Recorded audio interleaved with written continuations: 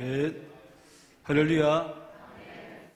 좋으신 하늘 아버지께서 이 시간 우리를 만나주시고 만져주시기를 믿습니다. 우리 서로 축복합니다. 당신은 복의 사람입니다. 좋은 일이 많을 것입니다. 여러분, 그렇습니다. 우리는 복의 사람입니다. 누가 뭐라고 해도 복의 사람인 것이 분명합니다. 하나님께서 아브라함을 부르신 이유가 무엇입니까? 복을 주시기 위해서입니다. 태초의 인류인 아담 하와에게도 먼저 복을 주셨습니다. 홍수 위에 살아남은 노아와 그의 아들들에게도 우선적으로 복을 주셨습니다. 그리고 새일을 시작하기 위해 부르신 아브라함에게도 복을 약속하셨습니다. 물론 아브라함에게 고향과 친척과 아버지의 집을 떠날 것을 요구했습니다. 떠나지 않고서는 하나님의 복을 제대로 누릴 수가 없기 때문입니다. 우상의 도시에서 과거의 얽매여서는 새로운 시작도 하나님이 주신 복을 제대로 누릴 수가 없기에 하나님을 의지하지 않으면 안 되는 그런 새로운 곳으로 가라고 하나님께서 요구하신 겁니다. 아담 하와에게도 복을 주시고 사명도 주셨지만 선악을 알게 하는 나무 열매를 먹지 말라고 요구했습니다. 노아와 그 아들들에게도 복을 주시면서 짐승을 피채 잡아먹지 말라, 그리고 다시는 물로 세상을 심판하지 않으시겠다고 언약을 세웠습니다. 이런 요구를 통해 하나님의 편에 서서 하나님만을 의지하기를 기대하신 겁니다. 마찬가지입니다. 하나님 우리를 복 주시기 위해서 부르시고 예수님을 믿게 하셨습니다. 예수님을 믿고 구원받은 것 자체가 우리에게는 더할 나위 없는 최고의 복입니다. 믿습니까? 뿐만 아니라 하나님의 자녀된 우리가 이 땅에서 하나님의 복을 누리며 살도록 하셨습니다. 이러한 삶을 위해 우리에게도 요구하시는 것이 있습니다. 하나님의 편에 서는 것입니다. 하나님만을 의뢰하며 그분을 붙드는 것입니다. 지난 시간 살핀 대로 아브라함은 하나님의 요구에 순종하여 고향과 친척과 아버지의 집을 떠났습니다. 하나님 말씀에 귀를 기울임으로 그분이 지시하시는 곳을 향해 계속 이동했습니다. 그리고 결국 목적지인 가나안 땅에 도착합니다. 그런데 가나안 땅에는 이미 원주민들이 정착하여 살고 있었습니다. 그 원주민들이 가나안 땅에 살기 좋은 땅을 전부 차지하고 있었습니다. 아브라함은 하나님이 말씀하신 약속의 땅에 왔지만 지금으로서는 어찌할 방도가 없습니다. 그래서 지난 시간에 살핀 대로 9절 말씀처럼 점점 남방으로 밀려 내려갔습니다. 남방은 네겝으로 메마르다라는 뜻을 가진 거칠은 땅을 가리킵니다. 네겝은 성경의 주 무대인 팔레스틴의 그 남쪽 사막을 가리키는 고유 명사입니다. 10절을 봅니다. 시작. 들었으므로 아브라함이 애굽에 거류하려고 거리로 내려갔으니 이는 그 땅에 기근이 심하였음이라. 하나님의 말씀을 따라 순종하여 온 목적지가 가나안 땅 남부 사막 지역입니다. 아브라함이 기대했던 것과는 어울리지 않는 땅, 능히 실망할 수밖에 없는 땅입니다. 아브라함 본인은 하나님의 말씀을 듣고 순종했다고 할지라도 그와 함께한 아내 사레와 또 조카 롯의 얼굴을 볼 면목이 서지 않는 결과입니다. 그런데 여기서 한 걸음 더 나아갑니다. 그렇지 않아도 건조한 땅이고 메마른 땅인데 가뭄이 기근이 들었습니다. 사막에 비가 내리지 않으니 물은 물론이고 간간히 있던 풀포기조차 찾기 힘들 지경입니다. 그것도 보통 가뭄이 아니라 심한 가뭄이 들었으니 가축을 이끌고 유목 생활을 하던 아브라함에게는 그냥 죽으라는 것과 다를 바가 없는 그런 상황입니다. 사랑하는 여러분, 아브라함은 말씀대로 따르고 말씀에 순종한 것밖에 없습니다. 그 결과가 내게 봅니다. 가뭄입니다. 비가 내리지 않더니 계속해서 끝까지 내리지 않는 심한 가뭄입니다. 아브라함은 어떻게 해야 될지 정말로 난감한 상황입니다. 종종 성경에서도 이런 경우를 찾을 수가 있습니다. 예수님께서 물고기 2마리와 보리떡 5개로 여자와 어린아이를 제외한 5,000명을 먹이신 기적을 행하신 후에 예수님이 제자들을 재촉하셔서 배에 태워서 건너편으로 보냅니다. 그리고 예수님은 산으로 기도하러 가시는데 이 제자들은 나아가는 방향과 반대 방향으로 불어오는 그 거스리는 바람과 물결 때문에 큰 고통을 당합니다. 나중에 예수님이 물 위로 걸어오셔서 배에 타시고는 모든 문제를 해결하시지만 예수님의 재촉하심에 순종하여 나아가는 길에도 거스르는 장애가 있더라는 것입니다. 사도 바울은 3차례의 세계 전도 여행을 통해서 많은 이들에게 복음을 전해서 구원을 받게 했고 또 수많은 교회를 세웠습니다. 그러나 바울 사도는 그것으로 만족하지 않았습니다. 그는 전 세계의 중심지인 로마에 가기를 꿈꿨습니다. 그는 로마를 거쳐서 당시 땅끝이라고 여겨지던 스페인까지를 가기를 기대했습니다. 그런데 하나님께서 이런 바울을 로마로 보내시는데 전혀 예상하지 못한 방법을 사용합니다.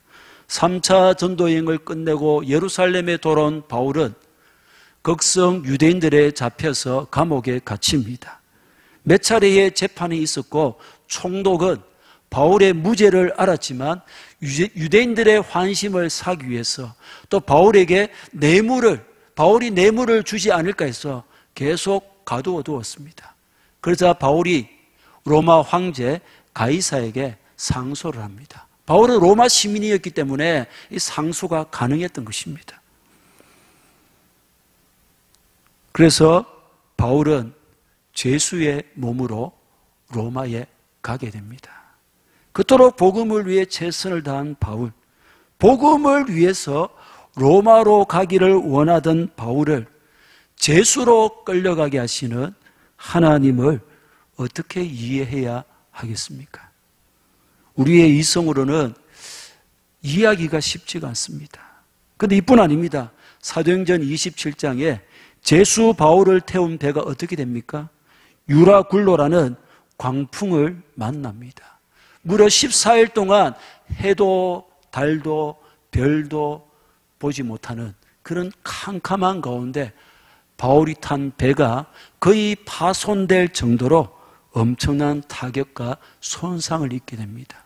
14일 동안 물도 음식도 먹지 못한 채 거의 죽을 상황에 이르게 됩니다. 죄수의 몸으로 로마로 가게 하시는 것도 납득이 쉽지 않은데 바울을 제외한 배에 탄 275명이 이제 꼼짝없이 죽었다 절망할 정도의 거대한 광풍을 허락하신 것을 우리는 도대체 어떻게 이해할 수 있을까요? 하긴 히브리서 11장에 나오는 믿음의 사람들의 행보는 대부분 이랬습니다. 하나님이 기뻐하시는 예배를 드린 대가로 형에게 맞아 죽기도 하고 100세 때 얻은 아들을 하나님이 번제로 드리라고 요구하시지를 않나. 동족을 기억하여 도운 대가로 광야로 쫓겨가서 40년 동안 양치기를 해야 되지를 않나. 믿음대로 산 결과가 어땠는지 일목요연하게 정리를 하고 있는데 히브리서 11장 36절에서 38절입니다. 시작. 또 어떤 이들은 조롱과 채찍질뿐 아니라 결박과 옥에 갇히는 시련도 받았으며 돌로 치는 것과 톱으로 켜는 것과 시험과 칼로 죽임을 당하고 양과 염소의 가죽을 입고 유리하여 궁핍과 환난과 학대를 받았으니 이런 사람은 세상이 감당하지 못하느니라. 그들이 광야와 산과 동굴과 토굴의 유리였느니라. 물론 이후에 비교조차 할 수 없는 놀라운 영광과 위로가 있으니 망정이지, 믿음으로 산 결과가 이것뿐이라면 누가 이 길을 선택하며 이 길을 가려고 하겠습니까? 이렇게 본다면 아브라함이 믿음으로 순종한 결과가 가나안 땅에서 제일 메마르고 척박한 곳인 네게브를 차지한 것도, 그곳에 가뭄이 시작되었고 심한 가뭄으로 발전된 것도 이해가 됩니다. 그럼에도 불구하고 과연 내게 이런 상황이 주어진다면 나는 이해할 수 있을까요? 믿음으로 아무렇지도 않은 듯 순순히 이것을 받아들일 수 있겠습니까? 사실 아브람도 당황했을 거예요. 그가 하나님의 말씀에 순종하기 위해 적지 않는 대가를 지불하고 희생했기 때문입니다.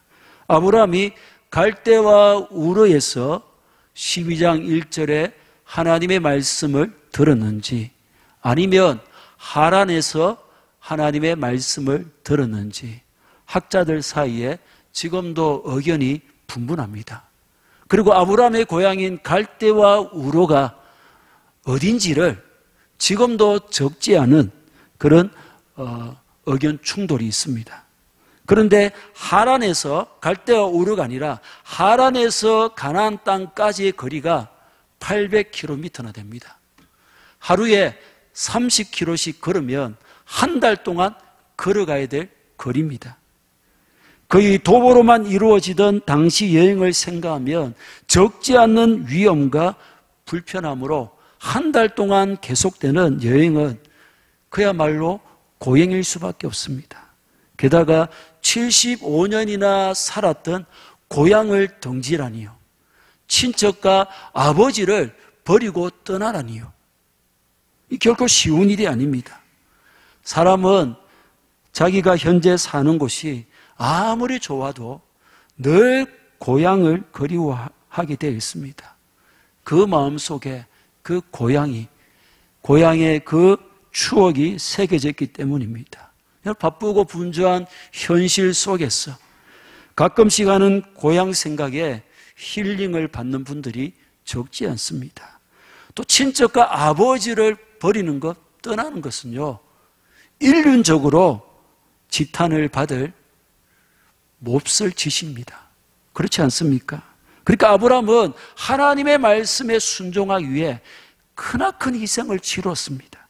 그가 할 수 있는 최선을 다한 것입니다. 하나님이 더한 것을 요구하셔도 아마 아브라함은 순종했을 겁니다. 그런데 그 결과가 네게보다 심한 기근이다, 적지 않은 충격일 수밖에 없습니다. 현대 교회 안에 성도들의 신앙 모습은 크게 두 가지입니다. 신앙생활을 하더라도, 믿음의 길을 가더라도 충분한 대가를 지불하고 희생하고 헌신하는 성도들이 있지만 그렇지 않는 성도들도 있습니다. 교회들마다 수의 차이, 정도의 차이는 있지만 주님과 그 몸된 교회를 위해서 시간도 물질도 재능도 아낌없이 드리고 헌신하는 분들이 있습니다.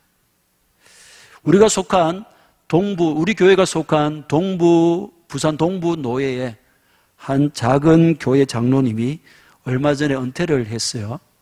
근데 그 목사님이 그 장로님이 은퇴하는데 최선을 다해서 은퇴식을 해드렸다고 합니다.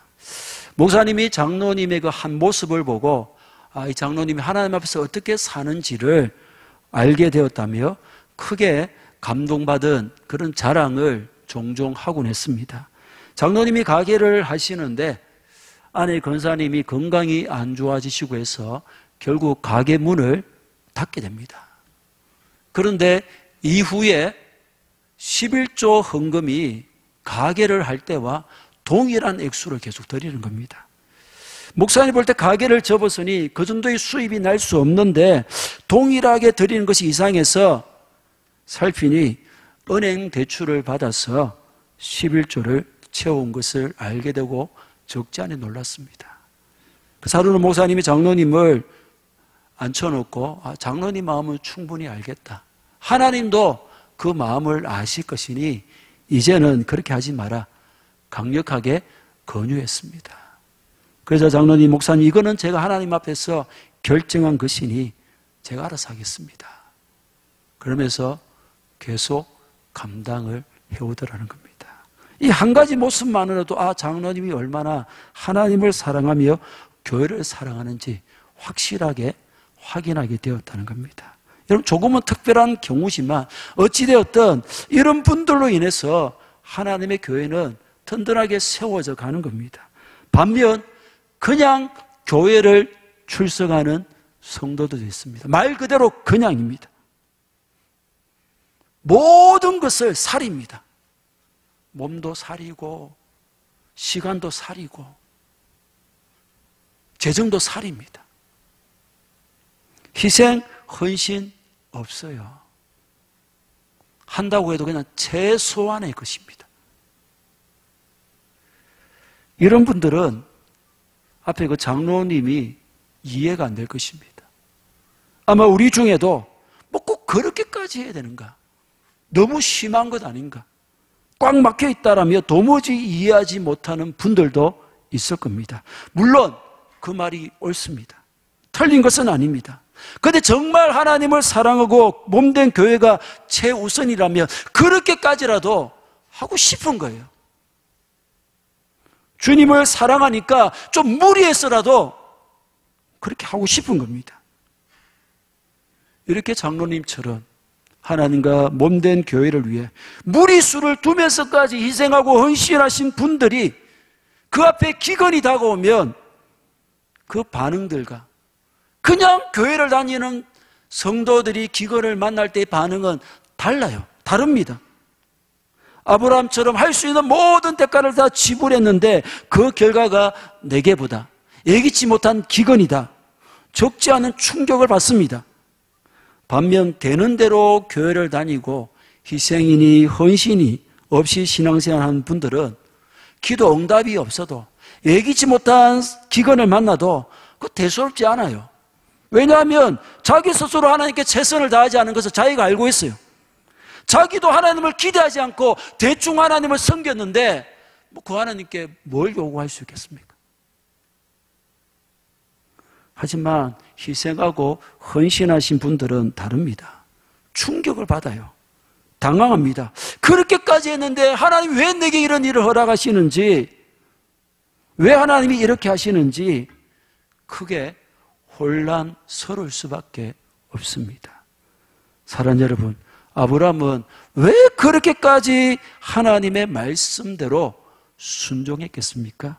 무엇 때문에 많은 성도들이 하나님과 교회를 위해서 지나칠 정도로 희생하고 헌신하는 것입니까? 하나님을 믿기 때문입니다.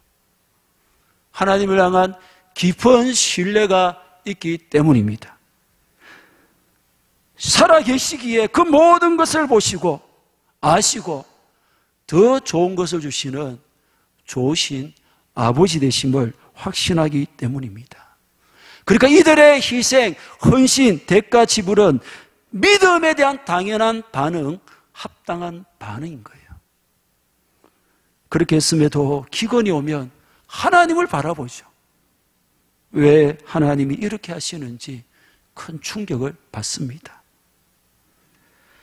한편 그냥 되는 대로, 주어지는 대로 믿음의 길을 가며 가끔씩 거기에서조차 발을 빼면서 신앙생활하는 사람은 하나님을 향한 기대가 애초에 없어요. 믿음이 없다는 겁니다. 믿음이 없으니 당연히 믿음 없는 모습을 보이는 겁니다. 이들은 기근이 와도 하나님을 바라보지 않습니다. 별다른 타격도 입지 않습니다. 현실적으로 그 기근을 해결하는 몸부림만 있을 뿐입니다. 그렇다면 오늘 우리는 어느 편입니까? 물론 주를 위해 희생하고 헌신하며 대가를 지불한 그 결과가 항상 좋으면 얼마나 좋겠습니까?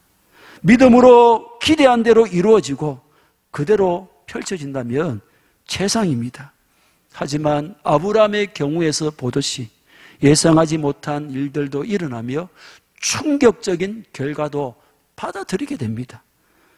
그럼에도 불구하고 우리 모두가 아브라함의 길로 걸어가기를 진심으로 축복합니다. 그 길이 결국 복받는 길이기 때문입니다. 복이라는 최종 결론으로 우리를 이끌어가기 때문입니다. 오늘 우리가 하나님을 믿는다면 살아계신 하나님께서 내 모든 인생의 모든 것을 좌지우지하시는 그 하나님으로 진정으로 믿고 있다면, 기대한다면 우리는 그렇게 하게 되어 있습니다. 그런데 그렇게 하지 못하는 사람은 단순히 헌신하지 않는 것, 희생하지 않는 것, 이게 문제가 아니라는 거예요. 가장 중요한 믿음이 결여된 치명적인 문제라는 것입니다. 올 한 해를 바라보며 간절히 소망하는 것은 우리 안에 우선적으로 이 믿음이 회복되므로 믿음의 당연한 반응인 희생과 헌신, 기꺼이 대가를 지불하는 진정한 이 신앙의 길, 믿음의 길로 나아가기를 진심으로 축복합니다. 아브라함이 예상하지 못한 기근에 약속의 땅이 아닌 애굽에 거류하기 위해서 거리로 내려갑니다. 애굽에 내려가지 않으면 아브라함과 그의 가족들이 모두 굶어 죽을 수밖에 없는 심한 그런 기근이었기 때문입니다.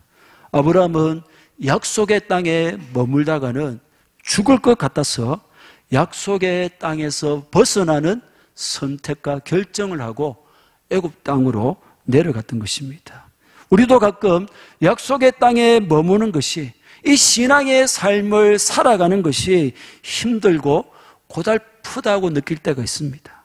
숨막힐 정도로 답답하고 아프며 버겁다는 느낌을 가질 경우도 있습니다. 그런 때에는 예수님을 믿지 않았다면, 이 약속의 땅인 교회에 머물지 않았다면 하는 생각이 들 수도, 세상이 출구로 보이고 세상을 향해 나아가고 싶은 마음이 들 수도 있습니다. 괜히 구역장이 되어서, 괜히 교사가 되어서 더 힘써야 되고 부담을 느껴야 하고 때로는 상처를 받기도 하고 아침에 일찍 일어나기도 해야 한다는 겁니다. 개인신이 직분을 맡아서, 찬양대를 맡아서, 찬양단이 되어서, 주방봉사 안내를 하게 되어서 아무것도 하기 싫은 날도 어쩔 수 없이 해야 되고 안 할 수가 없고, 이 나이에 주방이 이 무슨 난리란 말이냐 한다는 것입니다. 예수님을 믿는 것 때문에 주일이라고 제대로 쉴 수도 없고, 세상 사람들처럼 자유롭게 가족들과 여행하는 것도 할 수가 없는, 해도 그 마음 한 칸에 찜찜함이 있고 큰 부담으로 작용됩니다.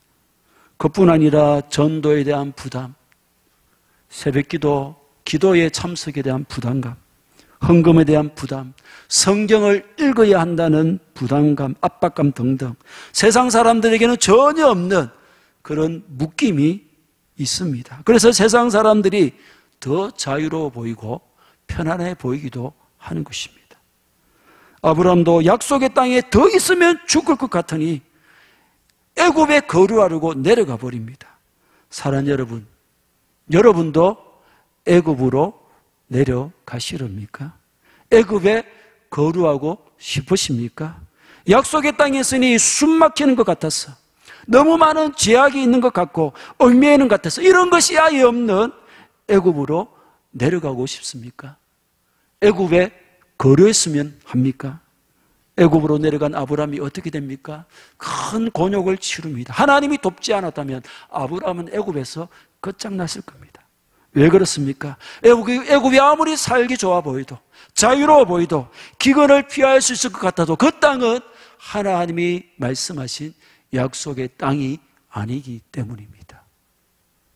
아브라함은 결국 애굽에서 약속의 땅으로 되돌아올 수밖에 없습니다.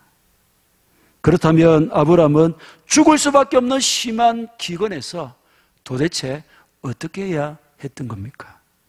지금까지 하나님의 말씀을 따라 인도함 받았기에 단순하죠. 기근에서도 하나님의 말씀을 들어야 하는 겁니다. 들으면 됩니다. 기근이 심해지자 그것을 피해 애굽으로 내려가는 선택을 하는 것이 아니라 하나님의 말씀을 들으려고 해야 되고 하나님이 말씀하실 때까지 묵묵히 기다려야 했던 것입니다. 여기까지 말씀으로 인도하신 하나님이시기에 당연히 이 기근의 상황에서도 말씀하시고 인도하실 것이기 때문입니다. 그런데 상황이 급박해지자 아브라함의 마음이 조급해집니다. 그 굳센 믿음이 금이 가기 시작하고 흔들렸던 거예요. 그러니 어떻게 됩니까? 믿음의 판단이 아니라 눈에 보이는 것, 이성적인 관점과 가치관을 가지고 판단하니 애굽이 대안이 됩니다. 애굽으로 가지 않으면 당장 죽을 것 같고 당연히 애굽을 선택하여 내려가게 되었습니다. 기근이 심한 사막의 네게브와 나일강이 범람할 정도로 물이 많은 애굽 땅을 이성으로 선택한다면 누구든 애굽 땅일 수밖에 없습니다. 하지만 믿음의 사람은 믿음으로 하나님이 말씀하신 네게브에 있어야 합니다. 네게브를 선택해야 합니다. 우리는 믿음과 이성 사이에서 늘 왔다 갔다 합니다. 예수님의 제자들을 보십시오. 그들의 이성은 예수님이 정치적 메시아로서 로마의 압제로부터 이스라엘을 구원하시는 왕이 되는 것이 가장 영광스럽고 가장 메시아답게 보여요. 그러나 믿음의 눈은 십자가를 지고 죽으시는 것이 진정 메시아의 길이며 가장 영광스러운 길입니다. 예수님이 여러 번 믿음의 눈을 열어주셨지만 제자들은 예수님이 십자가를 지는 그 순간까지도 이성의 끈을 놓지 않았습니다. 아니, 놓지 못합니다. 그렇습니다. 믿음은 네게브에 있으라고 하는데 이성은 속삭입니다. 할 만큼 했다. 그만큼 하면 됐지. 살 사람은 살아야지. 아내 사라와 조카 롯을 봐라. 가뭄 때에 잠시 애굽에 갔다가 가뭄이 끝나면 다시 돌아오면 되지. 결국 아브라함은 믿음이 아닌 이성의 속삭임에 반응하여 그대로 행하는 거예요. 사랑하는 여러분, 오늘 우리도 마찬가지입니다. 믿음의 길을 갈 것인가, 이성의 이끌림을 받을 것인가, 우리는 결정하게 되어 있어요. 믿음은 답답해 보입니다. 현실적이지 않습니다. 뭔가 믿음은 깝깝해 보이는 거예요. 그런데 이성은 어떻습니까? 매우 민감하고 민첩합니다. 실감날 정도로 현실적입니다. 믿음의 길을 가려는 우리를 끝까지 방해하고 가로막으로 갑니다. 늘 우리 귀에 속삭입니다. 그만큼 열심히 했으니 할 만큼 했다는 거예요. 이제 몸도 건강도 생각해야 될 나이가 되지 않았냐는 겁니다. 너밖에 없나? 네가 안 하면 다른 사람이 하겠지. 신경 쓰지 마라. 내가 이걸 헌금했을 때 어떻게 되는 것인가? 끊임없이 이성적으로 계산하고 판단하게 하는 거예요. 믿음이 아닌 눈에 보이는 것으로 세상적인 가치와 계산 방식으로 계속 저울질을 하게 합니다. 현실을 더 크게 보도록 해요. 그리고 더 집중하게 합니다. 그래서 당장 이 현실 속에서 뭔가를 하지 않으면 죽을 것 같다는, 잘못될 것 같다는 그런 불안감을 집어넣어서 급하게 결정하도록 그렇게 부추기는 거예요. 오늘 우리는 믿음과 이성 사이에서 어느 쪽에 무게를 둡니까? 어느 편을 내 삶의 결정의 잣대로 기준으로 삼고 있습니까? 아브라함 믿음으로 잘 싸우다가 한순간 이성의 기준으로 결정하고 맙니다. 하지만 하나님께서 아브라함을 돕습니다. 아브라함이 지금까지 어떤 믿음으로 어떤 순종을 하며 어떤 대가를 지불해 왔는지 아시기에 아브라함의 실수에도 불구하고 하나님은 아브라함을 책임져 주십니다. 저는 이 하나님이 너무 좋아요. 얼마나 든든합니까? 사랑 여러분, 그렇습니다. 우리의 믿음은 온전하지 않아요. 믿음의 길을 가다가도 이성에 끌릴 수도 있습니다. 애굽에 거루하려고 내려갈 수도 있어요. 실수도 할 수 있습니다. 하지만 하나님이 책임져 주십니다. 이전에 치열한 믿음의 싸움, 치열한 헌신의 흔적을 가졌기 때문입니다. 하나님 말씀에 순종하기 위해서 나름대로 희생하고 헌신하며 대가를 지불했기 때문입니다. 하나님 그거 다 기억하시는 거예요. 그러므로 대부분을 믿음이 아닌 이성으로 선택하며 희생도 헌신도 없는 신앙생활로 네게브를 기근을 만나도 아무런 타격도 받지 않고 하나님을 향해 요구조차 하지 못하는 죽은 믿음을 이제는 던져버리십시다. 이미 복받은 자로 불러주셨기에 믿음의 선한 싸움을 통해 이성이 아닌 믿음의 눈으로 보고 행함으로 우리를 향해 설계된 그 모든 복을 받아 누리는 우리 모두가 되시기를 주님의 이름으로 간절히 축복합니다. 간절히 축복합니다.